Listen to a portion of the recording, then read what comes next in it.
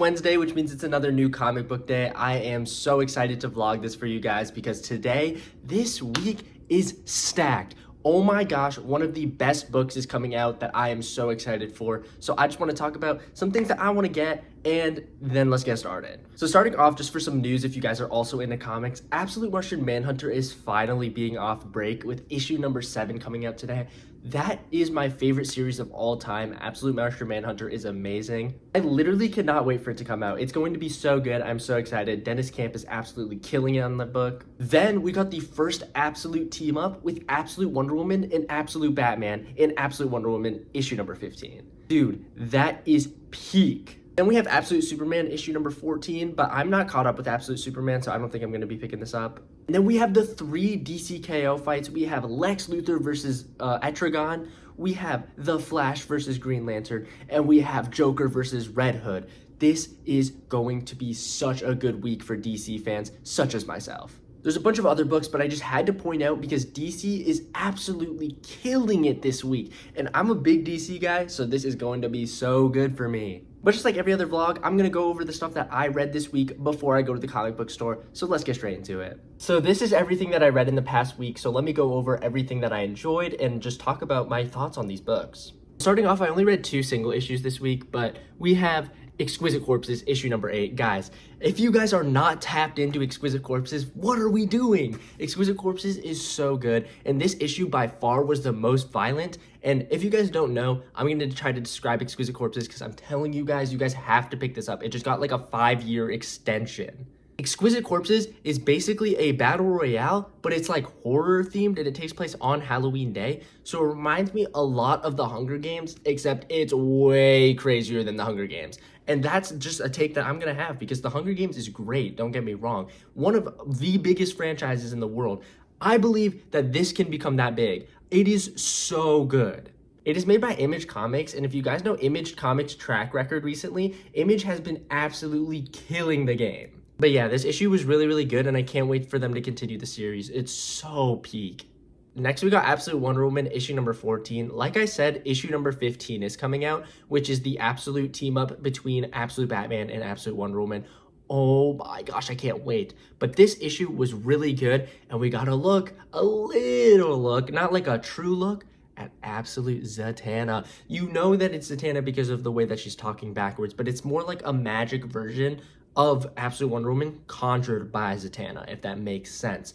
We got a good look at Zatanna in issue number 12 in Absolute Wonder Woman. She was tied up in a prison and she was like, what's it called? Like this lady like let her escape to take down Absolute Wonder Woman. And then there's this like lightning thing that's chasing her around, and I'm pretty sure it's conjured by Zatanna. So pretty cool. And oh my gosh, look at this cover too. Ooh.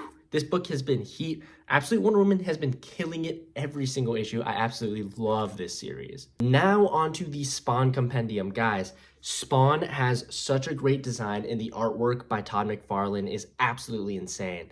But I do have to say something. So far in the 12 issues that I've read, it is not very interesting. I've had to put this book down so many different times because I just can't read it for that long because the plot is just not really there. So far in this beginning 12 issues, honestly, not that much has happened, and we haven't learned really anything about the character at all. The beginning 3 issues were amazing because I thought it was setting up to be a comedy, which I didn't expect because there was a lot of funny aspects. But now they're trying to take themselves a little bit too seriously, it seems like, and I don't know. Spawn is a really long ongoing though, so I'm pretty sure that it's going to get better at some point. I mean, this story has like 350 plus issues, so I'm assuming that like, you know, there's some magic to it, you know what I'm saying?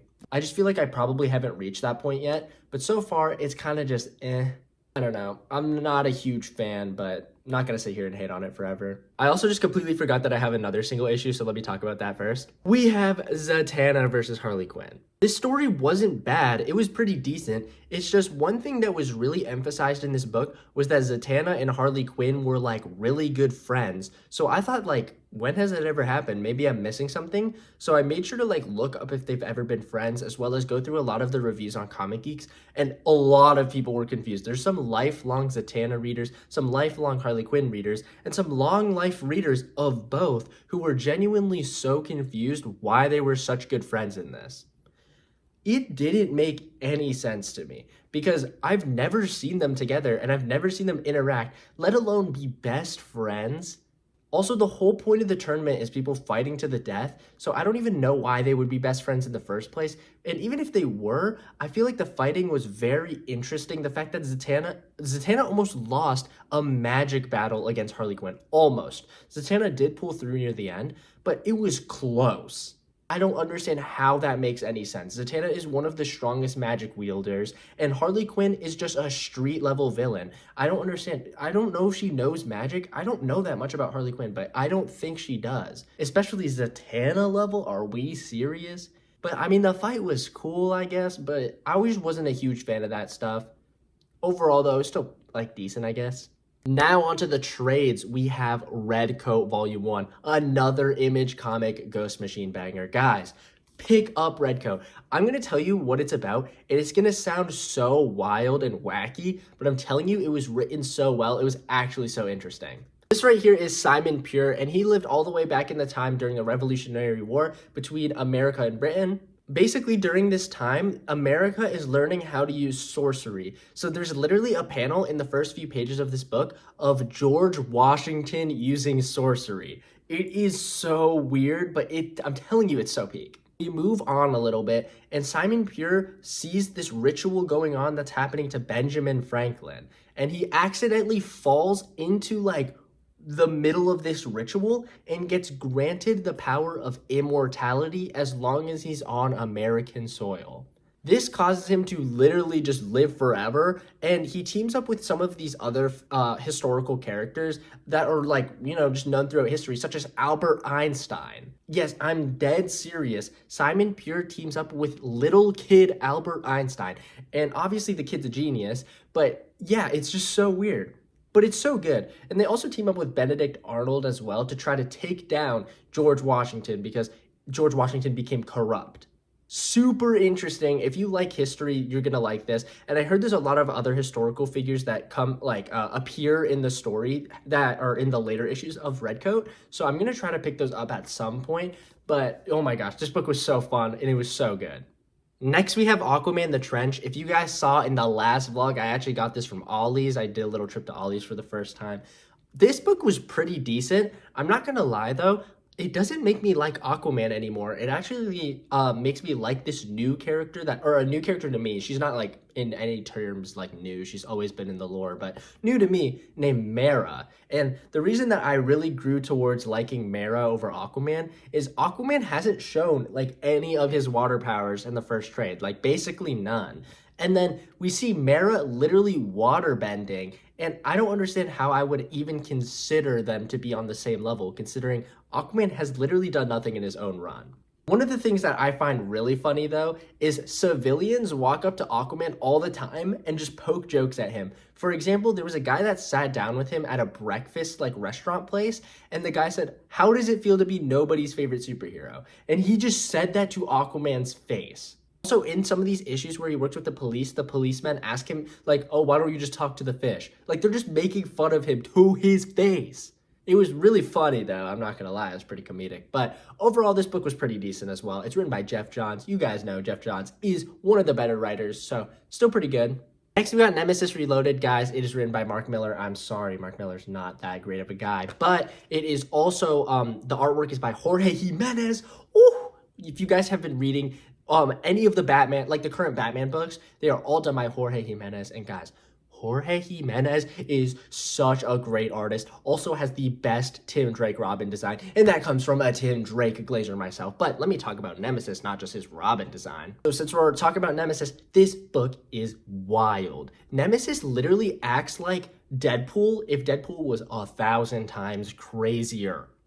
There was this whole scene where he basically took a bunch of civilians and gave them weapons and told them to fight to the death, and whoever the last one would survive. He would let them go. So they did the whole battle, and then he literally just clipped the last guy. Bro, he just watched that happen for fun. Not only that, this does have a pretty big twist at the end, and I'm pretty sure they said there's another series where Nemesis is featured, but this was really, really, really good. It was also such a quick read because it was only 5 issues long, but it was so so fun. Like literally the craziest things were happening. It was nuts. But yeah, this book was pretty good. Next, I read volume 1 of Jeff Johns' Teen Titans run, and can I tell you guys, this book is special. The dynamic between this new Teen Titans team is so good, and the dialogue by Jeff Johns is so amazing. I'm not glazing, like this book is genuinely that good. But the team consists of Impulse, he takes up the mantle of Kid Flash. We have Tim Drake Robin, Beast Boy, we got Cyborg, Cassie, Raven shows up in the second book, Starfire, and Superboy. That's such a cool team to me. And also, like, there's just so many, like, I think Slade Wilson appears in this book near the end. He's like one of the villains. There's Brother Blood. A lot of cool, interesting villains. And obviously, I'm a big Slade Wilson fan. Jericho shows up in this book as well, if you guys are, a Jericho fan. But dude, this book is really, really good. And I don't know what about it is like just so special, but it's like when they're talking, I feel like I'm watching the animated Young Justice show, if that makes any sense, but like in the best way possible, because I love Young Justice, and you can like feel the dynamic between all of the different characters because they're all written so differently. Like they all have their unique personality down to the core, so you could just tell who it is by reading a bubble of text, which is so cool to me because that's how you know the dialogue was done perfectly. 9 or 8.5 out of 10, but it was still really, really good. And then I started reading some of my volume 2 of Jeff Johns' Teen Titans. As you can see, I have a Lucario Pokemon card as my bookmark, but this is much different. So what do I mean by that? Well, I mean the first 4 issues of this book isn't even Teen Titans. Being so serious, the first 4 issues is a Beast Boy solo run. And let me tell you, Beast Boy, I'm not even a huge fan of to begin with, but this iteration of him was terrible. Like, it was actually horrendous. Nightwing made an appearance and like had no detective work at all, and he was tricked by some guy who like cloned Beast Boy, but then the person that like found it all out was Cassie, so they're basically saying Cassie's a better detective than Nightwing. Like, no offense, I'm not dissing on Cassie, but like, you get what I'm saying? Like, Nightwing ain't a bum. But then, also, like, I'm wanting to read Teen Titans, but this is literally just focused on Garth. But it's focused on Garth when he doesn't want to use his powers. So he literally doesn't become an animal until, like, issue 4. So the first 3 issues were basically just watching Green Man. I don't know. I really wasn't a huge fan of it. Also, the dialogue was very campy. It just was not very good. But the first issue that I read, I've only read one of the actual Teen Titans issues that are in this book. It was really good. Like, all of the team stuff is really done, like, so well and really fleshed out. Especially, like I said, with the character relationships and the character dynamics. It's so good. But I don't know why anyone would pick up book 2 of Teen Titans and want 4 issues of a Beast Boy solo series. Like, I felt like that was kind of like a disservice. I should have got more Teen Titans. But yeah, I really don't know why it was collected in this either, because it's not like the past stuff tied into the issue of the Teen Titans, because the thing that it tied to was nothing. It was its own solo, self-contained backstory of just Beast Boy. And obviously there's so many other members of the team. Like, I don't know why they would choose to focus on him. Like, it's fine, I guess, but like, I'm picking up a Teen Titans book not just to read one guy, you get what I'm saying? I'm picking it up to read the entire team, so I was a little disappointed in that. But that's everything I read physically, and if you guys know me, I read a lot online, so let me go into the stuff that I've been reading online. Also, just remember that I read Spider-Man Blue, so I also want to talk about that. Spider-Man Blue is easily one of my favorite Spider-Man stories of all time. It's tied at number 1, but it's tied with 2008 Spider-Man Noir, Those Who Know Ball. But this story was so emotionally captivating, and Peter's dialogue within himself, like I guess monologuing, was so good. This story is actually so beautiful, and I love the ending message. This story's been around for a while, so spoiler warning if you don't want to hear the ending. But the fact that every issue starts off with Peter talking about how he's talking into a tape recorder because he's reminiscing about the death of Gwen Stacy. One thing that Peter keeps saying throughout this run is there's always a great amount of bad before something good happens. He is struggling near the end of this book to find what good could have possibly came out of Gwen dying, because Gwen dying is obviously super traumatic and super meaningful to Peter. What could possibly be good enough to balance this out? And the way that it ends is MJ coming downstairs, finding Peter talking into the tape recorder about Gwen. And instead of being mad that he's like reminiscing about his ex-girlfriend basically, or this other girl that he loved, MJ just sits there, hugs him, and talks into the tape recorder about Gwen with Peter right there to show that like MJ has matured so much throughout this book because they were really competing for Peter. But instead, MJ's really there for the fall that Peter has after Gwen dies. Such a beautiful message and such a beautiful book. The art by Tim Sale is amazing with the way he draws Spider-Man. I want to show you guys a panel right now. Just look at this artwork by Tim Sale. This is on page 2. Don't worry, this is not a spoiler, but oh my goodness. Tim Sale puts so much emotion into his artwork. It is amazing. I really enjoyed this book. Like I said, one of my favorite Spider-Man stories. Now let's get on to the stuff I read online. So starting off with what I'm currently reading, I'll put like the image of the first issue of the series I'm talking about right here so you know what like series I'm talking about. But I read issues 1 through 20 of Rebirth Nightwing. I want to get caught up because Dan Watters' run, I believe, is on issues like 140 or something like that. So I want to get caught up, but oh my gosh, the first 20 issues has been really, really good, so I want to talk about it. There's one thing that I want to complain about, though, and Nightwing has this love interest with this girl named Shawn, and Shawn is not interesting, in my opinion. She was the defacer, then, like, becomes, like, a villain who wants to, or becomes, like, a hero who wants to stop being a villain. But in all honesty, like, it's not that the trope is done bad, it's just she's boring. Like, she's just not that interesting to me. But now to talk about what I read. So basically the story starts off with Nightwing just not really knowing what to do with his life now that he's Nightwing. He gets Bruce's blessing, and Bruce is basically like, from now on, you make your own decisions. I'm not going to have control over you anymore. So Nightwing decides to go around and he finds Bloodhaven. He has a mission there. He carries on his mission and he's like, dude, I want to stay here. Bloodhaven could be like my Gotham as Batman is to Gotham. Like I could be Nightwing to Bloodhaven. So he wants to stay there. He goes on this undercover mission between him and Raptor, where Raptor is like this vigilante dude. He's pretty much Batman and Nightwing combined. He's really, really cool. But Nightwing teams up with him, and they team up to take down the Parliament of Owls. And they do a pretty decent job, but they don't like fully take down them yet. Then we move on a little bit. Nightwing teams up with, or he meets like the defacers, like all of these villains that are trying to reform themselves as heroes. And there's like a twist between who is doing the bad because they're all being framed for these different like crimes that they didn't commit. And obviously people are really thinking they're guilty because they're villains and, you know, like they're trying to become heroes. But then like, you know, Defacer's DNA will be like in the crime scenes. So they're like, oh, Defacer did it. Of course, she's a villain. She can't become a hero. So stuff like that. It was a pretty interesting arc. It wasn't like my absolute favorite, but it was still pretty decent.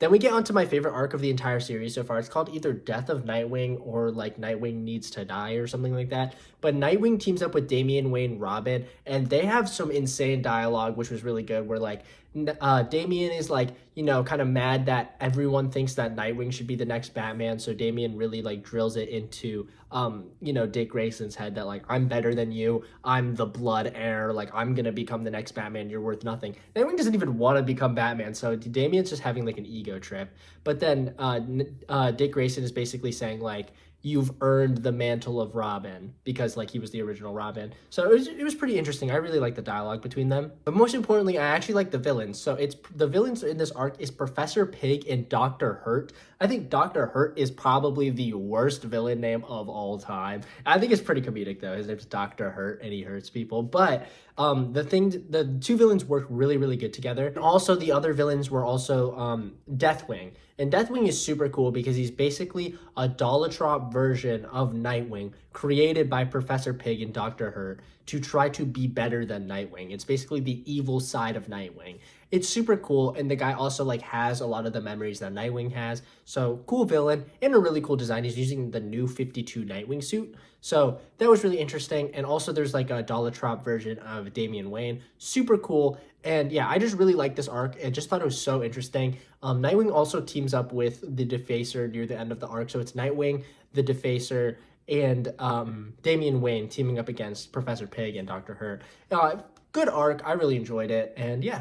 Next, we got the 2000s Ultimate Spider-Man issue 6 through 11. This story is really, really good. I really like the old Spider-Man vibes. It's super good, but One thing that I don't like is each issue kind of ends very abruptly until around issue 8 where they kind of start fleshing out the endings, but super good so far. Also, Green Goblin's design is a little bit interesting, but I really like the story. I honestly don't know what to say about this because this is kind of like not generic, but it kind of is like the generic Spider-Man story. Like everything I'm gonna say you've already heard. Like, you know, Peter finding out Harry's dad is Green Goblin, him getting his powers by a radioactive spider bite, like all of this stuff you already know. But it's still really cool to see it in comic form, even though I've already seen it in so many other forms of media. Still super duper good so far. I'm just gonna move on because I don't really have too much to talk about this book other than that it's good. So yeah. So I also read Chuck Dixon's Nightwing 1 through 4. Do gotta put that out there. Chuck Dixon's also not that great of a guy. I feel like I have to say that a lot. Ugh, that is not good. But everyone was glazing Chuck Dixon's Nightwing, like to the point where I was like, okay, I'll read it. Because everyone was like, when I made a video talking about how I like Tom Taylor's Nightwing, and everybody was like hating on me in the comments, being like, you like Tom Taylor's Nightwing? Like you have never read Chuck Dixon's. So I was like, okay. Read 1 through 4. Bro, it is so extremely slow. I know it's only 4 issues. I'm not gonna drop it. I do plan on reading the entire series so I can actually have like an educated and, you know, not non-biased, like, unbiased like opinion of the book. I want to read like the entire thing. But so far, I'm not the biggest fan. The villain is not very like intriguing at all. There's so much dialogue just talking about the random like relationships of the villains in Bloodhaven. It's not bad. It's just slow. It's been 4 issues and Nightwing has had no character development. He hasn't learned anything new about the city.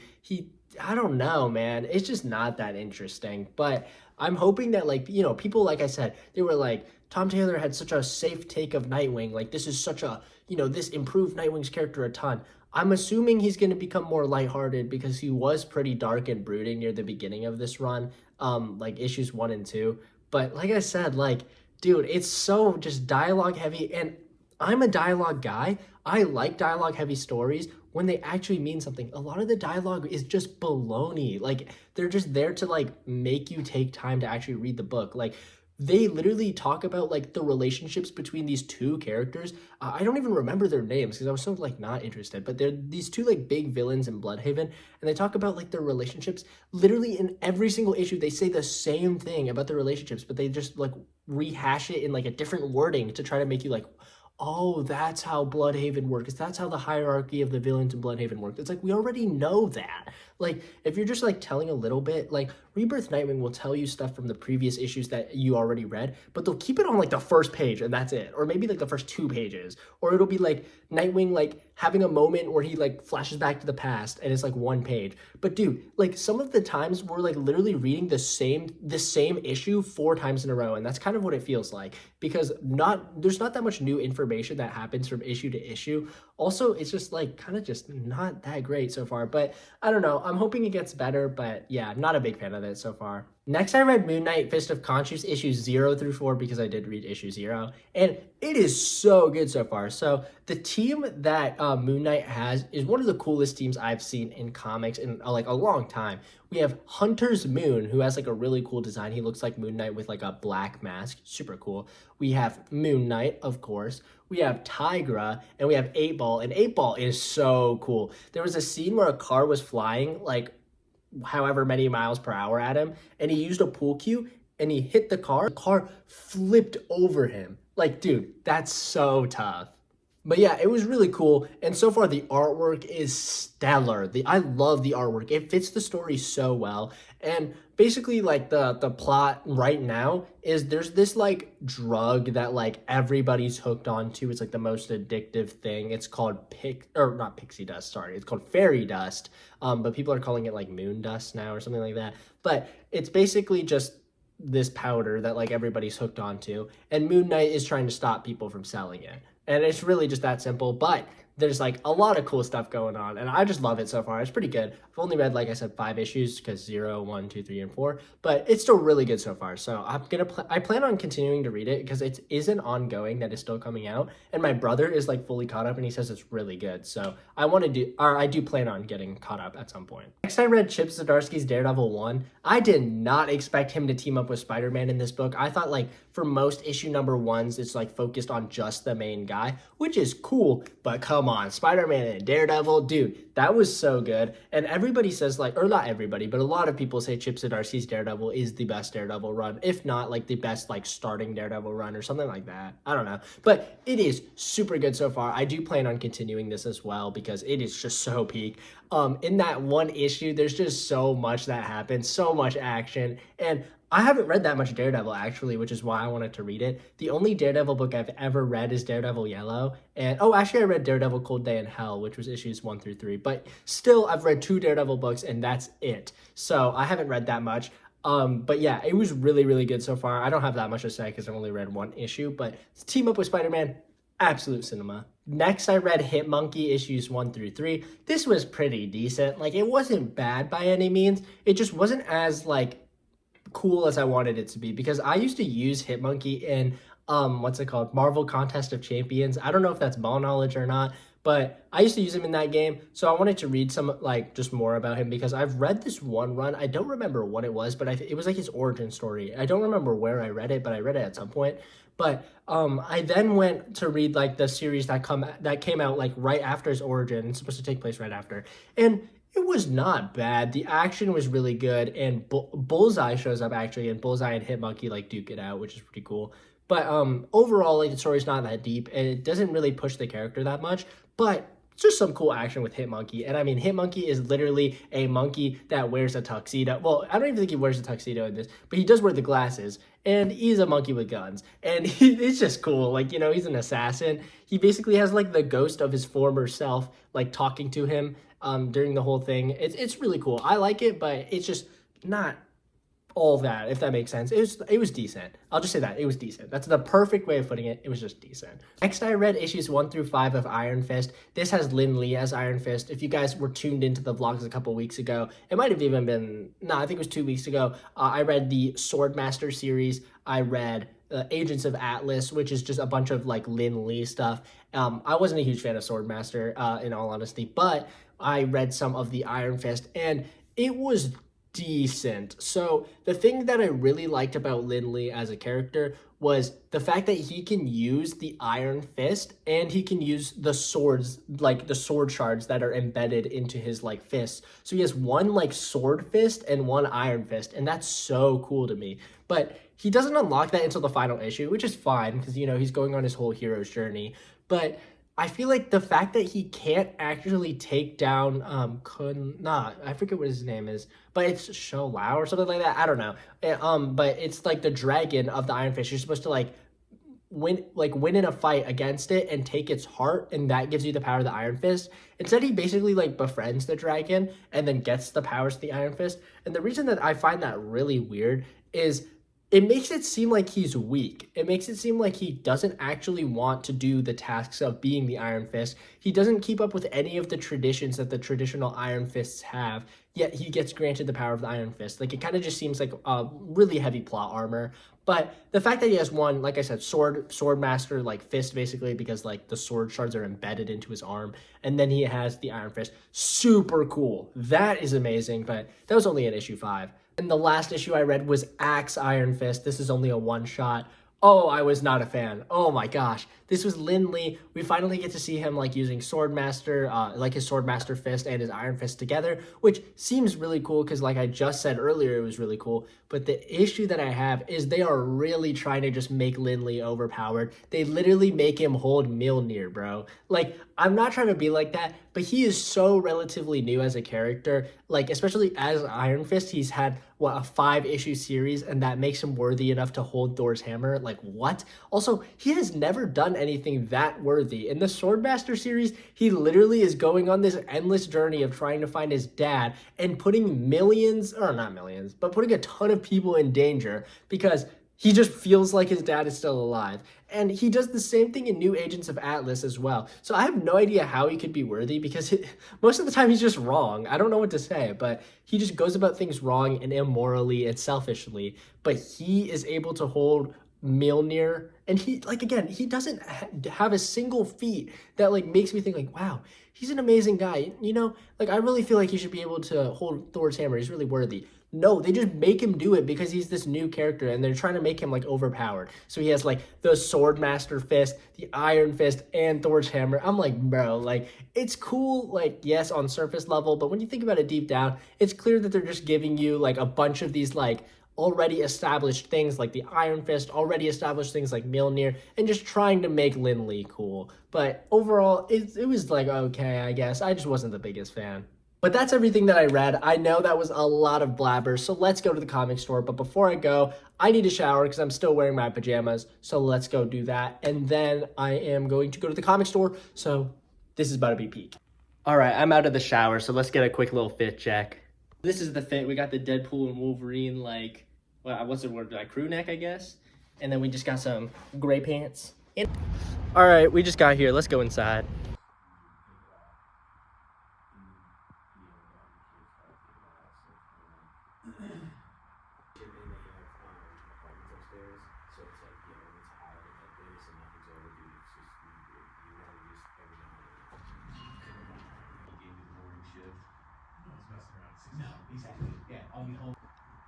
Basically, this is the newest set. I'm part of their new feud. Finland Saga so peak. Yeah, so it's Joker manga? What?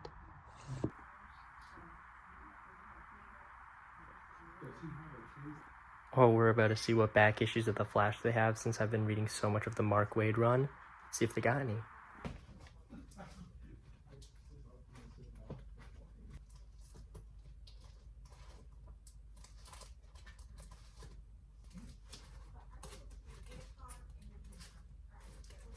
Those of you who have read this run knows that Godspeed in this is so tough. Dude, this cover might be the coolest cover I think I've ever seen in my entire life. Dude, I wish I had money. There's so many issues of Geiger. Oh my gosh. and he said, so they were cold, they were totally cold, and they were like, we're not neither of us. As you guys can see, I got a huge stack, so let's go back home so I can show you guys what I got. Let's go.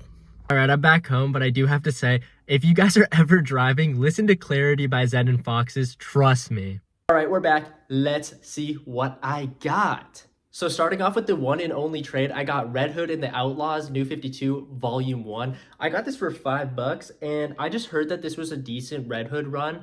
Red Hood does not have that many good runs, if you guys know, and this is one of the ones where I've heard like at least some good things. I know the reviews are like kind of mixed, but still some good things. So I want to read it, and I've been really getting into the New 52 era of stuff. Like I just read Scott Snyder's Batman, so I'm really locked in now. So I'm really hoping that, you know, I enjoy this book. Okay, I'm not gonna lie, we got some heat. Starting off with Superman issue number 33 with the DCKO tie-in. As you can see on the first page, it is Lex Luthor versus the Demon. So I'm really excited for this, and yeah. Next, we got Capes issue number 2. Guys, this ties into the Invincible universe. And if you guys have been watching, I read Invincible for the first time like a couple weeks ago. I read Compendiums 1 and 2, and then I read Battle Beast, the first volume. I love the Invincible universe. I think it's really, really good. And I haven't watched any of the show, which is kind of crazy, but I'm planning on watching it soon. But overall, the Invincible universe is so cool. So I like that I get to, you know, see some of the other characters in this, as you can see, because it says, as seen in Invincible. So I get to see some characters that were in Invincible. Pretty cool. I genuinely might shed a tear, guys. Absolute Martian Manhunter issue number 7 is finally out. Oh my gosh. Guys, if you guys don't know, this is my favorite comic book of all time, Absolute Martian Manhunter. It has been on break for about 2 months, and it is finally back. I have been waiting for this issue for so long. I can't even express the feeling like I'm feeling right now. I feel like I'm gonna explode. This looks insane. I cannot wait to read this. This is my most anticipated book of the week. I think this is going to be the best one by far because, again, it is my favorite series of all time. Every comic book I've ever read, my favorite series, Absolute Martian Manhunter. I am so excited to read this, and I can't believe it's on break. So every single month, I'm going to get a new issue of Absolute Martian Manhunter. Oh my gosh, I could shed a tear. So excited. Unfortunately, I didn't get the Jason Todd versus Joker. I didn't see it. I think they sold out, which is really unfortunate. I did set up a pull list this time, but they didn't have all of my pulls because I think I pulled the stuff a little too late. But still, I still got some other stuff, so let's go straight into that. I'm not gonna lie, I got a bunch of Wally West and just a bunch of Flash stuff in general. Starting off, we have The Flash 28. This is a DCKO tie-in still. This is actually Jay Garrick versus Guy Gardner Green Lantern. So this is a DCKO tie-in. I don't have the Jason Todd versus Joker one, which sucks, but still, I did get the other one, so I'm excited to see Flash versus Green Lantern because obviously Jay Garrick and Guy Gardner, they're kind of the two smaller of the mantle, if that makes sense. Like when people think of Green Lantern, not many people think of Guy Gardner first, even though he was in the Superman movie, and a lot of people don't think of Jay Garrick first. So I'm really excited that they chose those two characters specifically. I'm a big Guy Gardner guy because I read the New 52 Red Lanterns omnibus, and Guy Gardner becomes a Red Lantern, and he is awesome in that book. So I like Guy Gardner, and I love Jay Garrick. I mean, he's literally the reason that we have all of these Flash stories. I love Jay Garrick, so I'm really excited to read this. All of the next books were all for $1, but I have the Flash 1 Minute War Special, issue number 1. I got this mainly for the cover because it's Barry, Wally, Impulse, and Wallace. So I'm really excited to read this. I think this is going to be really good. And I mainly just got it for the cover, same with the other ones. But still, I'm excited to read this. My LCS has the entire series, so if I enjoy this issue, I might just pick up the rest of them. Okay, next we have Fate of the Flash, issue 776. Guys, it says Dr. Fate and the Flash. Oh my gosh! If you guys don't know, I love Dr. Fate. I think Dr. Fate is one of the coolest characters ever, and I just need him to get more runs because, oh my goodness, just look at the aura. I think he might have the best design of all time when it comes to characters. And he's just so cool. I can't wait to read this. And yeah, there we go. And I had to cop the Flash 2021 annual with the coolest cover I think I've ever seen in my entire life. This looks insane. All of the different speedsters on it. We got Max Mercury, we got Impulse, we got Jay Garrick, Professor Zoom, or Reverse Flash. We got Wally, we got Barry, we got all of the other speedsters, dude. This is going to be peak. And even if it's not, this is the coolest cover I own, so who cares? And last but not least, I got Flash 770 with Jay Garrick and Wally West on the cover. I have the Flash 771 already, and I have some of the other 700, around the 700. So I want to just pick up a lot of this era because I do like this era of Wally. So yeah, really excited to read this as well. As you guys can see, I got a bunch of books, so I hope you guys enjoyed. I do want to say that I do have to go to the Christmas party now, so I hope you guys enjoyed. I do have to go. But before I go, just remember, guys, be someone's superhero. Do things that you really feel like are for others. Be selfless, be caring, be hopeful. And I hope you guys enjoyed, and I'll see you guys in the next one. Peace.